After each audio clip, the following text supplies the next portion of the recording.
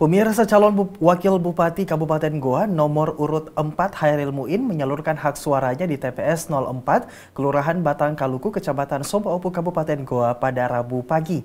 Hairil ditemani sang istri yakin akan memenangkan pemilu kada bersama pasangannya Tenri Olde Yasin Limpo.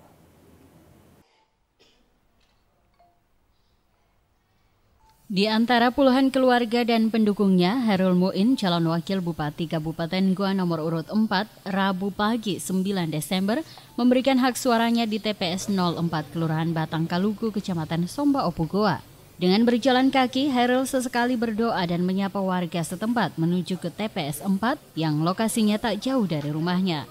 Sementara itu, calon Bupati Tenri Olde Yasin Limpo yang berpasangan dengan Hairil Muin tidak dapat menyalurkan hak suaranya karena berdomisili di Makassar. Pasangan calon Bupati Kabupaten Goa nomor urut 4 Tenri Olde Yasin Limpo dan Hairil Muin sendiri diusung Partai Nasdem dan P3 pada pemilu kada Goa.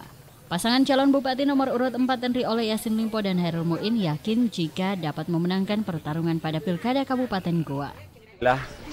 Kami sejak mendaftar sampai penetapan yang kemudian mengikuti kampanye yang sangat melelahkan selama 3 bulan, saya punya optimis bahwa insya Allah kami akan memenangkan pemilu kada di Goa ini, pasangan calon nomor 4. Sebelumnya, pasangan wakil Bupati nomor urut 4, Hairil Muin bersama keluarga menggelar sholat duha di kediamannya. Ia juga meminta restu, doa dan dukungan agar dapat memenangkan Pilkada Kabupaten Goa. Dari Kabupaten Goa, Alfian Sam, GoTV memberitakan.